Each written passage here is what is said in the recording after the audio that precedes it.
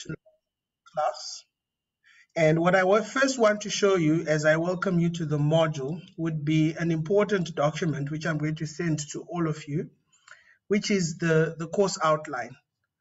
Mandisa, I think you've got your hand up. You want to say something?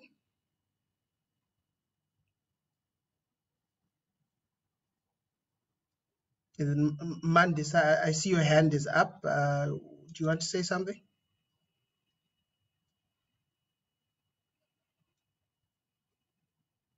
Okay, I can't hear Mandisa.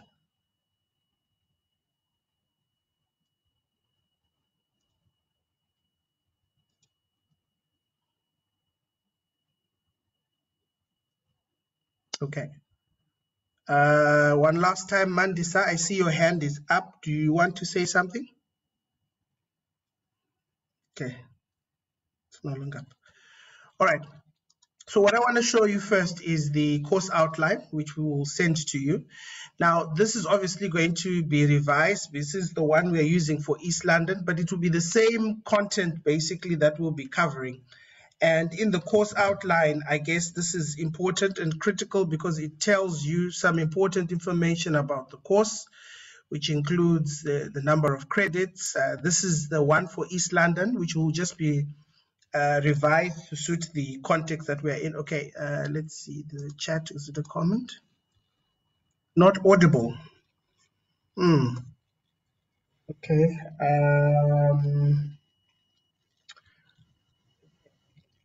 Let me see if I can attach an external microphone.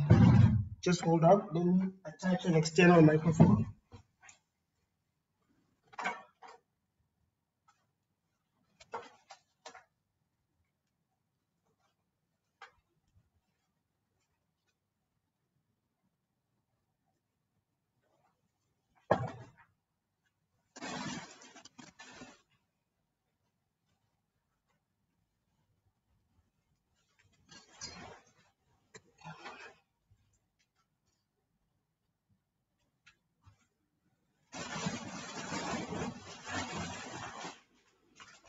Okay, I'm going to use some headphones now. Let's see if it's going to change. Just bear with me.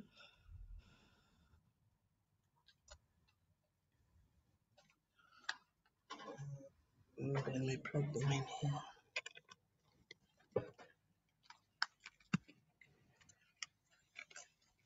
Okay, let's try now. Is it better now? Yes, Doc. Is it much better now, eh?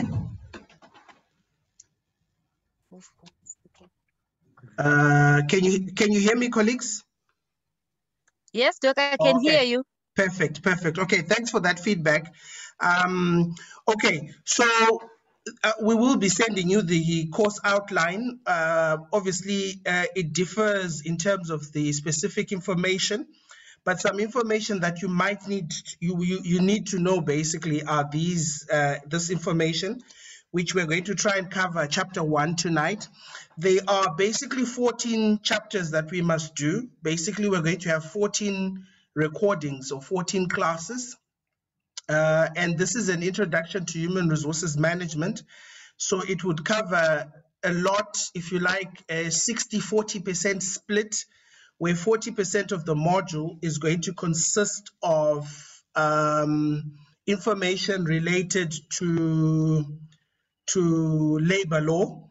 And then 60% of the module is going to consist of what we would call the human resources management practices or activities, particularly recruitment, selection, staffing, performance management, compensation, training, and also how do we manage the complexity around labor relations. If you like, chapter 14 is really a focus on industrial relations. The module is pegged at NQF level 7, where there are certain deliverables or certain things that we expect you to be able to do, which I will show you and we'll talk about probably next week onwards in terms of assessments. Please bear with me. I'm still to revise the issues of assessments, how we're going to go about it. But ideally, All assessments will have to be on platforms like Blackboard. We will talk about this next week. I just want to make sure that we've got an exact number of students that we are taking, because you guys are mixed with the Alice group. So yeah, so the Alice students will be able to access this recording, but it definitely does not speak to we need to first clean up the list to know how many students are there, and then we'll then determine the types of assessments that are there. So for tonight, what we would like to cover is issues related to the introductory chapter. And I'm going to put these up so that you can see them.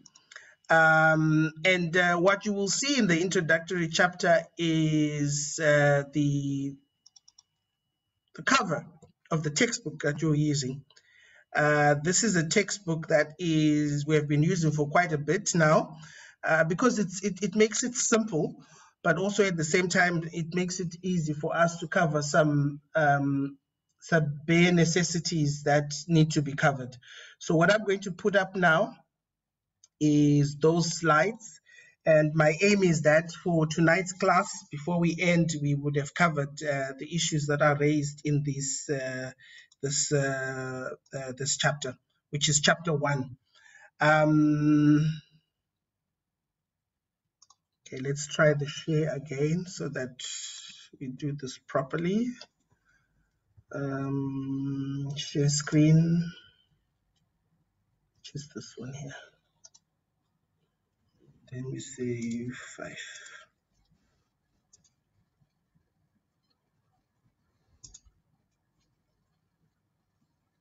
So on your screen, you should be able to see the slides, and also just to confirm, it is moving. Are the slides moving? They are moving, right?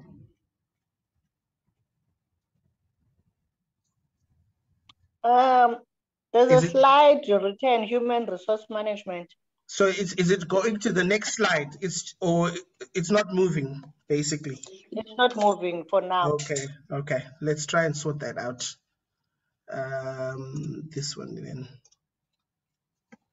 And now? Still not moving.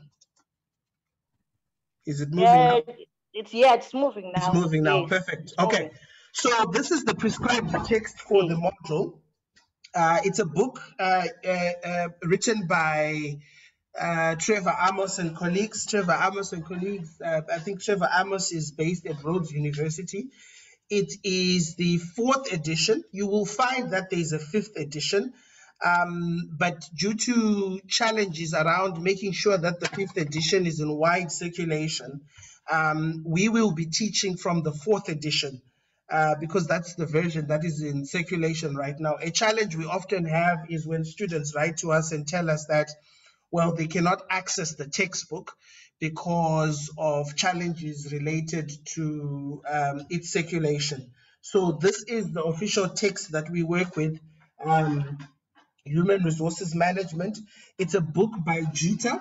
So if you go to the JUTA website and you sign up for access to resources, you will actually be able to get notes, what we call learner resources that JUTA distributes to people, particularly students who are needing these resources. So where we are in the literature, there's been debate, and one of the most crucial debates that we are contending with is around the usage of that term, human resource management. Now, we could have spoken on a historical development of human resources by looking at how the term has evolved over time. We have to go back to the aspects of human relations, the contribution of what we call the Tavistock study, the contribution of even people like Fayol, who spoke about the importance of business functions. We can then talk about the utilization of terms such as personnel management. If a couple of years ago, what exists as human resources managers today existed as personnel managers. So this is the context that we are located in. And it is an important context in the sense that it also shows us how terms evolve and how functions evolve. This is part of the concept of dynamic capabilities. And put simply, dynamic capabilities are those things that make one organization perform better than another organization. So one such dynamic capability could be an organization's human resource management function.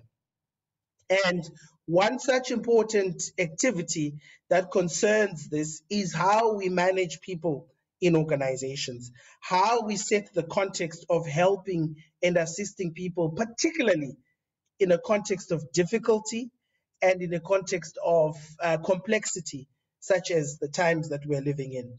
And so what we are trying to introduce you to are not only issues related to how people are managed, but we're also trying to introduce you to this idea of sustainable organizations.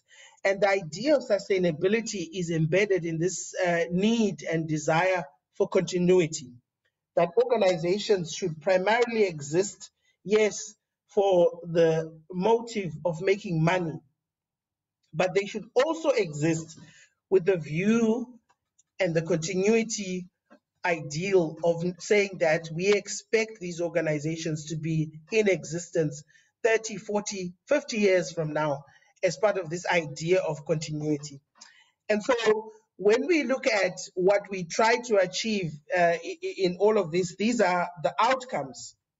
So in other words, after you've finished studying the chapter, you should be able to ask yourself the following questions. Not only ask yourself, but to be able to answer the following questions. How do we understand the organization as part of an open system? And when we talk about the open system, we can even talk about this not new, but this idea of what they call systems thinking, which is thinking holistically around the importance of a feeder between inputs, processes, and outputs. We also need to describe the role that people play in organizations. And ultimately, organizations are not made up of issues related to processes and making sure that things are done. Organizations are made up of people. So what role do such people play in the management of such organizations? But then there's also the importance of managers. What role do managers play? Because managers are an important cog really in this system, because they are the ones tasked with the responsibility of making sure that there is some form of leverage in terms of what and how things are done. We then form these two constituents as part of the HRM function and as part of a subsystem, as a subsystem that needs to be addressed, but as a subsystem that needs to be also achieving ideals, not just of the individual, but ideals of the organization. You should then be able to define what human resources management is. You should then be able to describe the implications of the ideas of sustainability, particularly embedding the arguments within the HRM function. And you should be able to advise on the role that human resources play within an organization.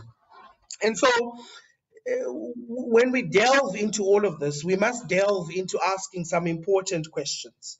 These are questions related to issues of the knowledge-based economy. This is the type of economy that we are living in, an economy which is based around making sure that people are not only the competitive advantage that determines the success of this economy, but the currency of information, making sure that at the disposal of the organization is information, and the type of information that assists this organization to be able to make decisions, to be able to make decisions that are based on evidence and that helps the organization to perform better. Part and parcel of the debate and the talks around the knowledge economy or the knowledge-based economy would be what everybody is talking about these days, which is the fourth industrial revolution. And the fourth industrial revolution really stems from the idea that there is a world that we are trying to create, and it is a world that considers aspects and importance of issues of information, automation, making the work experience easier, making people to be able to do their job without some of the difficulties that accompany much of the contemporary modern society. And this knowledge-based economy, which hinges also on the ideals of the fourth industrial revolution, is argued to be the next frontier that is going to determine the success of nations in how they tap into it and how they leverage some form of success around the ideals of the 4IR. And we'll talk about this particularly when we look at the HR activities. But compelling organizations is also a quest, and this is a quest for a competitive advantage. A competitive advantage, put simply, is anything that you are doing as an organization that makes you stand out from those around you who we will call competitors. I'll give you an example. An often widely cited example is the example of Kodak.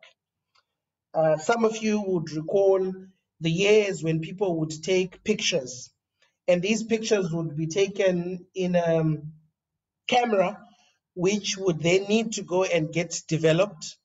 You'd be careful not to expose this camera to light because potentially that could destroy the images that are taken.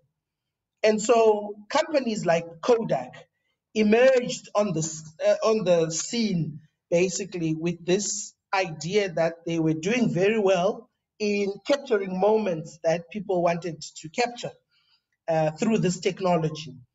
And through the evolution of time and through the evolution of context as we know it, what subsequently happened is that technology intervened. Our phones could now take pictures. We now had cameras that were now available, which were cheaper and not necessarily allowing us to be able to go and take pictures and have them developed. You could take a picture, easily delete it, and had more control over the capabilities that you could do with the camera. And so this change of technology and ways of doing things ultimately resulted in companies like Kodak losing out to the changes that were happening. So you could think of many players. We could talk about the low-cost airline industry, which has become very popular in a lot of countries, where if you are going to Johannesburg, you have a choice on which flight you take, and you take FlySafair Air from East London to Johannesburg. On that flight, you can choose where you want to sit. You can choose if you want to carry a bag or not. You can choose if you want to have a meal or not. So at your disposal as a customer is more choice as to what you are willing to pay for and what you're not willing to pay for. And as a result, more choice is given to the customer. It works well also in other contexts and markets where a lot of people start talking about the advantages of having multiple players in such an industry in allowing for this idea of competition and the lowering of cost. Another important element that emerges out of all of this is the issue of intellectual capital, which is basically something that you carry as an individual that you can these are the compensable factors around your candidature. So if you go for an interview today, What that company is paying for is really aspects related to your intellectual capital. What do you know? How do you know what to do, what you know, and what can you do to realize value for this particular company, in addition to your contribution as a person who is wanting to join this company. So the intellectual capital emerges then as a way of paying for your ability to be able to do two things. The first is to apply knowledge. The second is to transform that knowledge into something that realizes value. You will often hear when people are disgruntled over an appointment. Let's give an example. Recently, Kaiser Chiefs fired its coach, and a lot of the talk that was happening on social media was this talk around the coach was not adding any value to the team, because the followers of Kaiser Chiefs believe that their club is such a huge club that they should not be finishing where they finished off in the season due to their performance. And so what then becomes the determining factor whether Kaiser Chiefs continues with this coach or not is this issue of value. So intellectual capital is this appraisal that happens of you as an individual based on your ability not only to apply knowledge, but to transform this knowledge into something that creates a value, not just for you as an individual, but importantly for the organization. And this creates wealth for the organization that is not explained by the book value of its physical assets. And basically what we're saying here is that the richest organizations are those organizations that are able to manage this intellectual capital and accrue some form of value, not just for their self as an organization, but also for the individual who's working for this company. And so leading to this, we then borrow from the contributions of people like Michael Porter. Michael Porter then introduces the idea of a chain or what he called the value chain. And the value chain, according to Porter, is really these areas that are critical and important in accruing value for the benefit of the organization, but also for the benefit of the individual.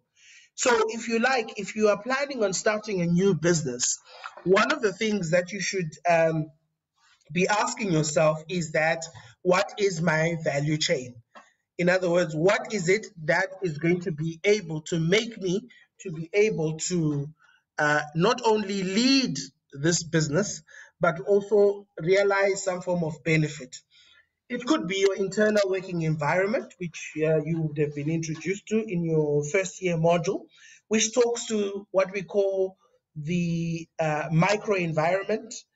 It could also be the satisfaction of your employees. Are they satisfied? I mean, there's a lot of studies in organizational behavior that would show you the benefits of outcomes such as employee satisfaction, employee morale, organizational climate, in terms of how it contributes towards issues like performance. It could be the service that you're offering and how it, so if you look at the first set of values, or the first set of values relate more with what is happening inside the organization. The next set of values relate more with what is happening outside, which is service quality. Now, we can spend a lot of time talking about service quality, and what we are concerned about here is your success in a very competitive market is dependent on your offering to the greater value chain in terms of the service or the product that you're offering. Please, let's not just narrow it to service, but to also product. If you want organizations or companies to respond, write something negative about them. Hopefully it's a negative experience on social media. You'll find that there'll be a lot of response. I can flag some examples where if you experience bad service, what usually happens when somebody experiences bad service is that when they complain and they write a review about the service, usually the organization is compelled to respond, and their response is not a response of open defiance. It's usually a response of saying, we want to be better, thank you for the feedback. A case point is what's happening where there are videos going around of a traffic officer who slaps a motorist. And part and parcel of the narrative that is coming out of that experience is when the company where this traffic officer is working for is now coming out to actually distance itself from such behaviors and seeking to find ways to say we want more and more people to shame such behaviors so that we become better. So that's just a way of just trying to retain the customers, but also trying to create a positive image about that particular organization. So an organization in such a context of the value chain therefore exists as an arrangement of people and the processes and systems that are inside it. And this is what distinguishes an organization from whatever entity that may exist without these combinations. So if I just meet with my friends over drinks and to chat, we do not necessarily call ourselves an organization, but this is really an informal grouping of friends meeting, united by common interests also. But on a more structured level, when we have people, a clear delineation of authority and power, guided by processes, systems, and policies and procedure, we now have an organization. So if somebody is to leave an organization, it must be done within these processes, systems, policies, and procedures. And later on, when we introduce other contexts, other issues within the module, we will talk about how this affects processes like human resources management processes in the organization. And so an organization can be thought of as an open system. This is the terms that we talk a lot about, but are really complex and sometimes presented in a very simplified manner. If you like, an open system consists of inputs, processes, and outputs. And so what an organization seeks to do is to work with what has been put inside it. And once it works with what has been put inside it, it then transforms what has been put inside it. And after that transformation, it then has some form of output to show for. So think of the company that you work for. It probably adopts such a system. Put simply, but it can also have some complexity because some companies rely on internal, external service providers and a different range of people to be able to achieve whatever goals that it's supposed to achieve. But importantly, when we try to then ascertain the value of such a system, the ultimate value of such a system is really based on feedback. We know we are doing well because we can look at our processes, and our processes tell us how well we are doing or how well we are not doing. And so this type of feedback, positive and negative, becomes a useful benchmark in actually leveraging advantage for the organization. And all of this is happening in an environment which is external, which is the macro environment. We can talk later on about the influence that COVID-19 has had on the organization. But there are other factors that are happening, factors such as world markets. I mean, I'll give you an example. Today, the United States is having its holiday. It's a public holiday. And that event alone, which has no link or whatsoever to us here in South Africa, affects how markets are performing. So if we wake up one morning and some dictator decides to do something in the region of the world, or if you like, war erupts in some country, all of these events as part of this global environment that we belong to are ultimately going to influence how we work and how we perform. I mean, the classic example here is the impact of the COVID-19 pandemic.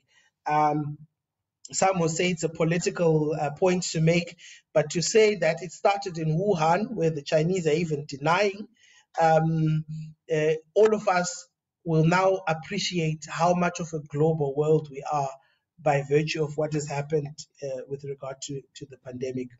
So organizations therefore strive successful. And in them being successful, they are striving for 5 important things. The first one is efficiency, which is linked to aspects related to time. The next one is effectiveness, which is linked to aspects related to the tool or the means in which you're doing whatever activity that you're doing. So I could give you an example. I stay in East London, and if I decide I want to walk from East London to our Alice campus, in terms of efficiency, I'm looking at the time aspect related to doing that. It is possible, but if I probably start walking now, I would probably take the better part of 12 to 19 hours to do so, my assumption. Effectiveness, on the other hand, is to say maybe walking is not the best way to get to Alice. Maybe the best way to get to Alice could be to drive to Alice. So one looks at the time dimension, and one looks at the aspect of how you're doing whatever tool that you're engaged in as an organization or activity. The third thing organizations look at is adaptability, which some people would call flexibility, but the idea here is really how good are you at changing in view of the rapid changes that are happening. So adaptability talks to flexibility, especially in an ever-changing market. Congruence or fit, how able are you to fit in within the happenings in that particular context and to make a contribution while at the same time maintaining that identity of who you are as a brand. And if you look at the brands that are successful in modern day society, these are the ones that have been able to respond to issues of congruence or fit, to be able to strategically position themselves as responsive to the changes that are happening there. We then have an interesting one, which is the aspect of responsibility or sustainability. And the thing here is that how well are you in being successful while at the same time being considerate to those things that help you to be able to perform better. It could be the environment. It could be, I've got students who are, a student who has just finished a master's thesis dissertation, where they were looking at green behaviors, how small businesses approach the ideas of green behaviors. So responsibility or sustainability is really embedded in contextual issues and how well we are able to respond to issues like the environment. If I want to play devil's advocate with students, I will often ask students a question and say, how many of you would wear a certain product knowing that that product has been attained through exploitative means?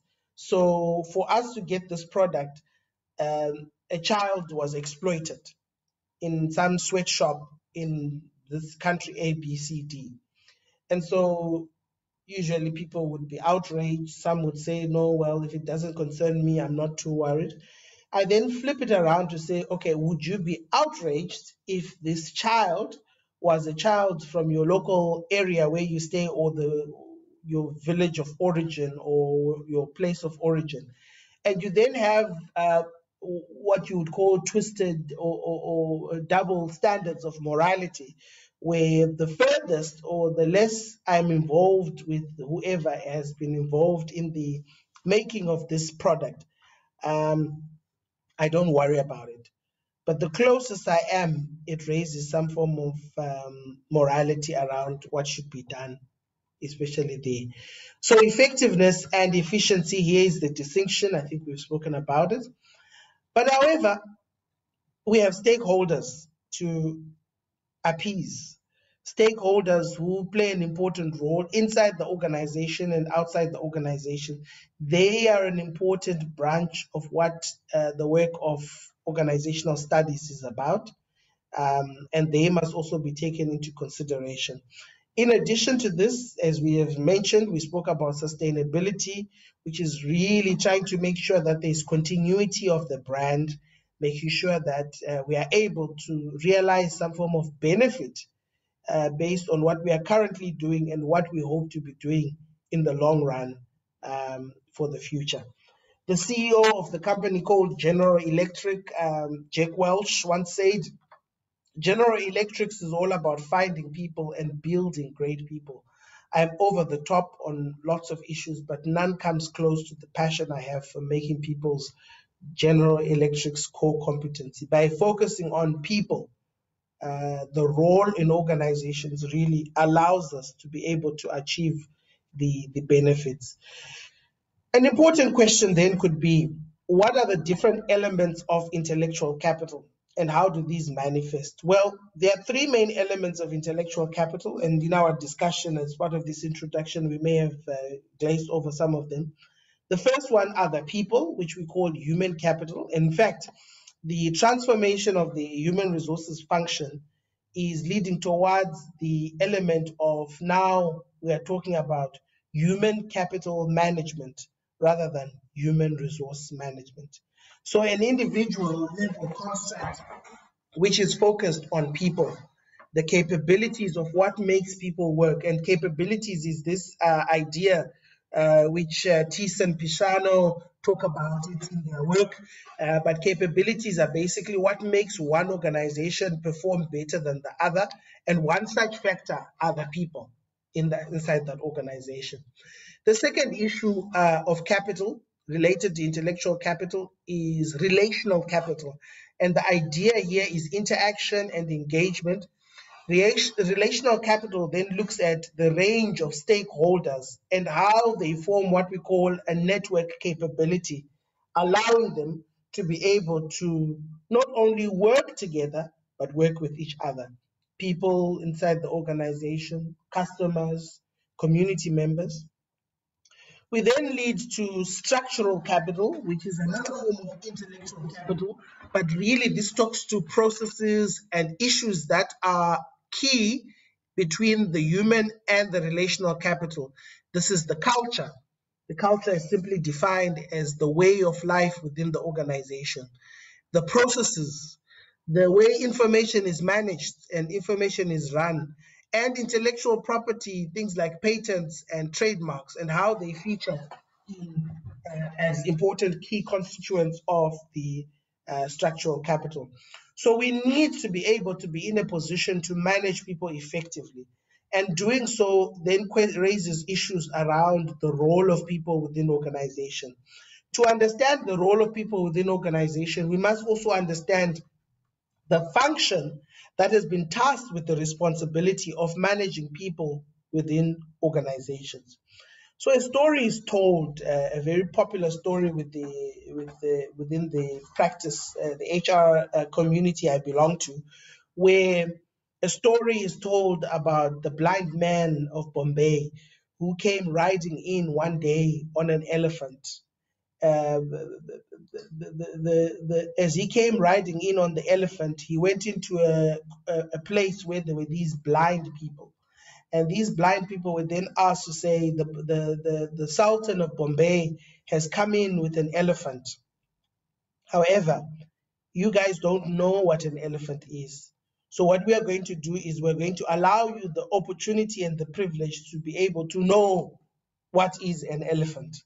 And so They said, okay, wonderful. Let us find out what is an elephant.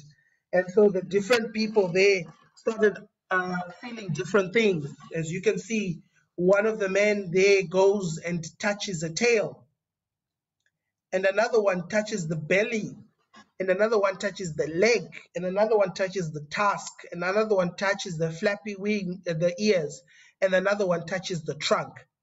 At the end of the day, each and every one of these men was asked to describe what is an elephant.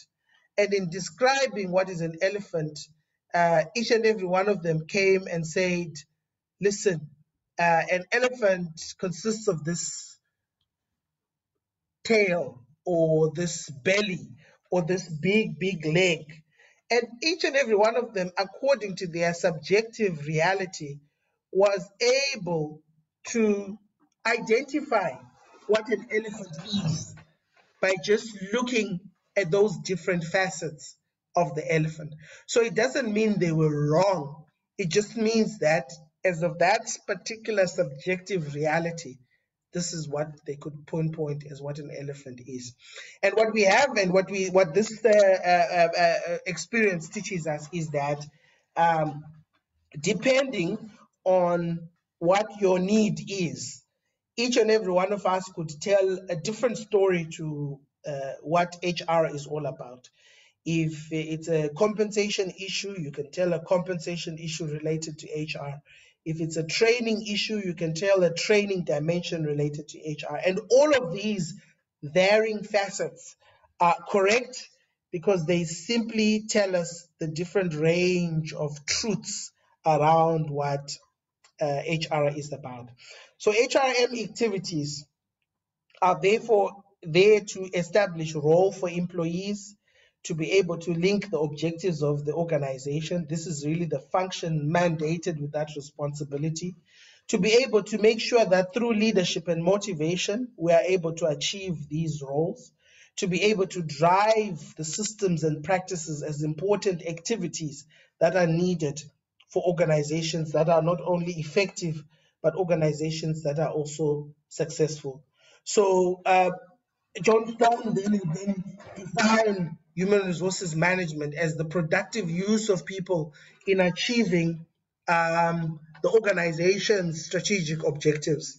And one such important objective is the objective around making sure that the organization is successful. But in so doing, we end up achieving or satisfying employee needs. What we then place importance to, ladies and gentlemen, here is the importance of work in our lives. Most of us will spend a lot of our lives at work. And so if you're going to spend a lot of time at work for the rest of your life, work must be something that is enjoyable, something that, and this is the type of work I'm talking about, where somebody is a surgeon, a doctor, and they wake up one morning and they say, you know what, my interest was never in being a doctor. I'm more interested in the arts and pursuing something more creative. And they leave what they are doing to pursue that. And it places importance actually to when we start vocations of study, that we make sure that people get as much help as they can to make sure that they're able to choose the right career paths and right professions for their work, because of the implication of we spend a lot of time at work. In us spending a lot of time at work, there is this idea then of the psychological contract, which is this unwritten contract, but it's there because it makes you wake up in the morning and go to work in addition to the employment contract. But it makes you affiliate with the brand. It makes you want to work even more because you've got this idea that you have signed a pact with the company to be able to achieve that which the company wants. And so human resources therefore emerges as this important asset that the organization has, an asset which is able to then deliver and make sure that we achieve individual and organizational goals. Here are different authors and their interpretations of what human resources is. You've got people like Byers and Rue, who position human resources as a function, facilitating the most effective use of people to achieve both organizational and individual goals. We do not differentiate. When you come to work, and if completing a particular project is going to be helpful on your CV, you have achieved an individual goal in addition to it being helpful for the organization. Joshisius argues that human resources is a field of management, using Fayol's traditional planning, organizing, controlling, leading, controlling activities, but really in making sure that the labor force is responding and those goals are being met. So the process, therefore, of human resources is really making sure that the needs of employees are met so that we can achieve organizational goals. Human resources, therefore, would consist of a system which has philosophies. A philosophy is just a way of thinking. So, for instance, a philosophy, racism is a philosophy because it's this idea of the superiority of one race over the other. Classism, you can name all these isms, but really, so HRM is a way of life which is embedded in this idea that people and organizations can be better if they adhere to a certain way of thinking. We also have policies, programs, practices, and decisions. These are crucial in how organizations respond, in addition to the tasks and activities before them. Ultimately, all of it has an influence on the attitudes, behaviors, and the performance of the organization and of the people who are in the organization, who can either be satisfied, who can perform better, and allow themselves to be able to contribute to the lifeblood of the organization. So an important question one should always ask themselves is this found in this diagram. What are the factors that influence the human resources management function? The first set of factors are your political, what you call your PESTEL, political, economic, social, technological, ecological, and legislative factors, which are called PESTEL. Like I said, a good example we can use here is the issue of COVID, because COVID kind of cross-cuts and how it has influenced our orientation towards the way people are managed by considering those factors. However, some factors are factors inside the organization itself, factors inside the organization, factors around the function of human resources and how these link to outputs.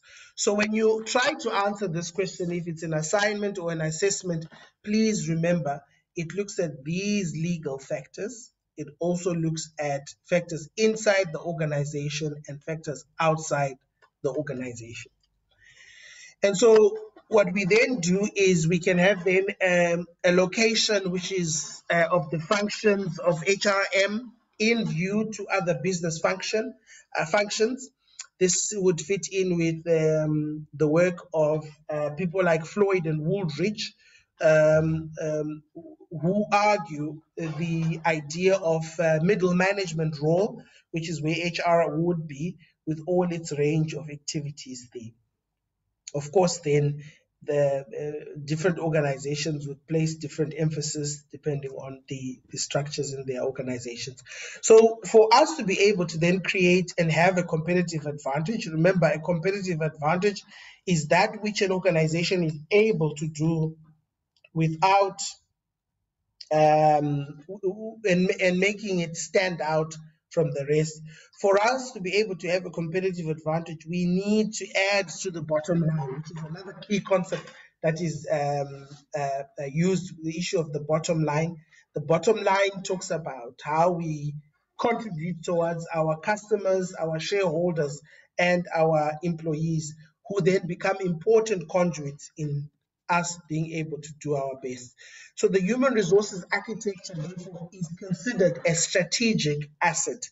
And by strategic, we mean that it is one activity that is able to realize benefit for the entire organization through its function, its systems, and how it assists employee behaviors.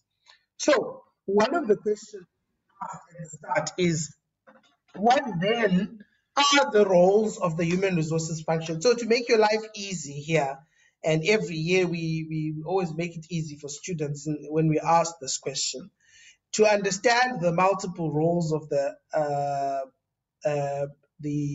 HR function, we've abbreviated here SM squared 0. O, SM squared O. S stands for strategic, the first M for managing processes, the second M managing people, and the O stands for operation day-to-day focus. So the first role of the HRM function is a strategic long-term role. This is a role that is considerate of issues related to sustainability, which we were talking about. This is a role that is considerate to issues of making then human resources a strategic partner. In the past, human resources has been criticized for occupying a more back office kind of approach, where HRM is just seen as important for the hiring and the firing of people. But the argument which is emerging in the literature is that we need to think broadly. We need to be more encompassing in the view of the important role that human resources play. So human resources therefore emerges as a strategic partner. And in the human resources emerging as a strategic partner, what is also important is the first M, how we manage the processes that make us a strategic partner. This then links to this idea of an admin expert, which is traditionally what personnel management was known for, that basically you're just managing people. But in so doing, we are also not just managing, but we are also trying to create value for the future. And this happens by us rethinking about our role. It doesn't mean because a person is confined to HR, they cannot talk numbers and cents or rands and cents. They must also be part of the re-engineering and seeing this process as critical as well. The second M, we must manage people. Yes, we admit that our continuum on this is a continuum of people management and process management, but we must manage people for issues related to aspects of change. Think of it this way. The amount of change happening in the workplace today as a result of the COVID-19 pandemic is something that is not only fascinating, but it's something that really needs champions that are able to manage this change. And then the O would be an operation day-to-day focus, which is an employee champion, making sure that the day-to-day runnings related to the firm are happening, but mostly it's happening with regard to issues around resource utilization, resource sharing, and making sure that generally there's a balance and everybody's achieving the desired outcome that they're supposed to achieve. And in so doing, this places importance on managers. Managers emerge, therefore, as an important constituent of how the aspects of the roles of HRM happen, because managers exist as this conduit of making sure that at each and every one of these pillars that we have on the outside and the activities that are happening in the inside, there has to be somebody. But if managers are there, managers also must be accountable. They must be accountable for what happens and what does not happen. They are accountable when there are successes. They are accountable when there are failings within that particular dispensation of the organization. So the journey of all of this then is the journey of making sure that we've got something called corporate citizenship. Some would link it to what is a term that is used nowadays, which is organizational citizenship behaviors. Are we making sure that we are well balanced in these areas? At an elementary stage, are we making sure that there is an awareness of issues related to the long term? Are we engaged? Are we making sure that the organization, through its range of facets, is responding very well and not just complying, but making sure that they are responding very well? Are we innovative? Are we beginning to truly grasp a multi-stakeholder viewpoint that allows us to be able to then see the benefits of the value that people play within an organization? I could give you an example here, and the example really is the example of the current issue which is in the courts of the please call me invention by the employee at Vodacom. That are we stifling creativity, or are we allowing our people to be able to be creative and also rewarding them for the creativity that they come up with in making our brand successful? Integration in terms of the economic, social, and environmental dimensions which make us or enhance our strategic capabilities, and issues of transforming the organization in itself. We transform through the leaders that we've got. We transform through the activities that we are engaged in. We transform through the brands that we have. A simple example of transformation. Some of you would remember a bus, a yellow bus called, I think it was Road Link. And perceptions that came out with that bus after multiple accidents that were happening on the market. And then subsequently, that bus then decided to go for a transformation, a complete overhaul of its branding, new images, new colors, to be able to say we want to change from one perception to the other. And so this is also part of the work of the transforming nature of human resources management. And so we're starting to talk now about sustainable HR. You will hear a lot of talk about sustainable HR. You will hear a lot of talk about green behaviors.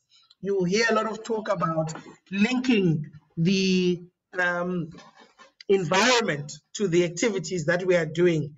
You'll hear a lot of talk about offices that are compliant with issues of sustainability, environmental sustainability for that matter. And all of these are linked to this idea of sustainable human resources management. And so we formulate this idea of the HR philosophy by paying attention to the people rather than just the costs that they have. So what is the value now of that employee to Vodacom who came and invented this please call me idea in view of what he's currently trying to get out of Vodacom? I mean, surely the capital that he occupies and he has would have been more important than seeing him as just a variable cost. We need to see people as capable in terms of growth. We need to get people productive. We need to get people managing the different roles that they potentially can play. But we need to also make sure that our people are problem solvers and they are creative in allowing us to arrive to our results. Open two-way of communication between people, trust and commitment. We will talk about industrial relations here and some of the challenges that emanate as part of industrial relations. We can talk about power equalization. We can also talk about the dimension of managing power and how it's important that power should not be centralized on just one person or one group of people, but there must be a way of making sure that as part of allowing for room and diversity of expression, everybody's got a chance. Employees, therefore, will be motivated and the organization will likely to be more effective if there is this perception that we are working towards a goal. And the goal is not only legitimate, but it's also fulfilling not only for the organization, but for the entire brand that we're dealing with. And so, ladies and gentlemen, tonight's class was really based on trying to make sure that we understand these facets that are related to the organization, that we understand these facets that are related to the human resources function, and that we are able to position and see ourselves as important in the way decisions are not only made as part of HR, but in making sure that we have people, we have processes, and we have the end goal in mind in terms of what we would like to achieve. And that would be your opening chapter for chapter 1. What I would like to do now is to open up for any comments or questions, and then we will then discuss other things related to the class in terms of getting you the material and also the next class, including the revised schedule. What I'm going to do is I'm going to put my email address in the chat box. Please copy it, or the class representative can just send me an email to say this is the class email for our group, and then I will be able to send the material. Let me open up for any comments or questions before we close the class.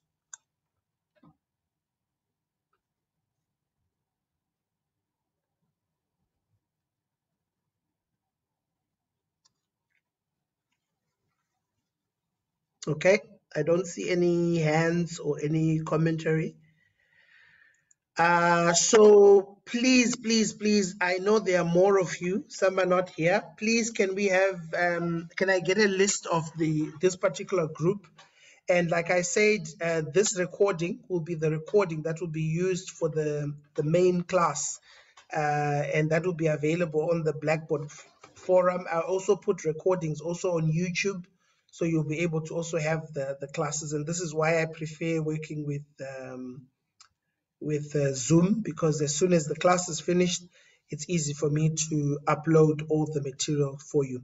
Please don't ask me any questions related to the assessments and I would like to first ascertain the total number of students in the class.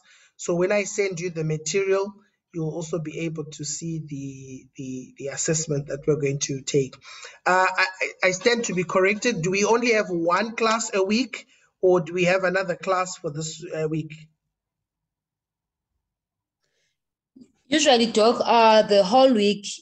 I was going to ask you about what about tomorrow? Are we going to start at the same time, or we are going to start at 2?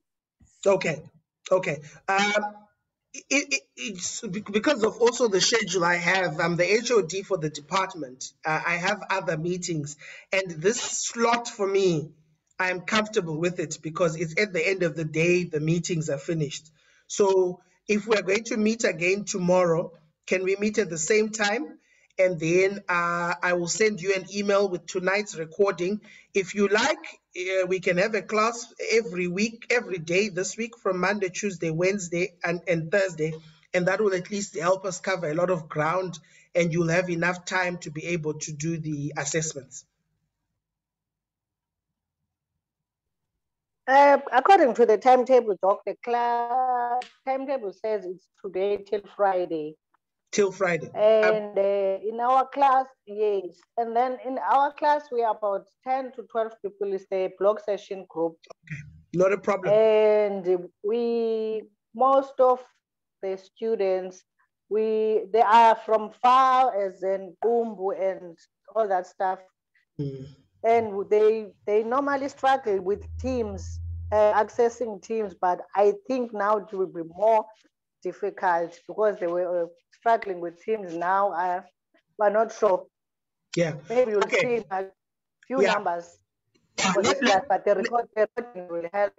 Yeah, definitely. So what I'll do, I'm assuming, please send me the class names and the emails.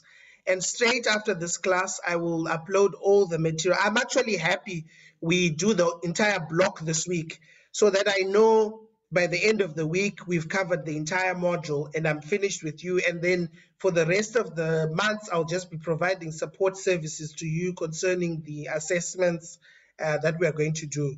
So I'm happy if we agree that for this entire week, this time slot that we took starting at 4 until 5:30, we have a class. Tomorrow we go to chapter 2 and we cover as much ground as we can. I'm happy with that.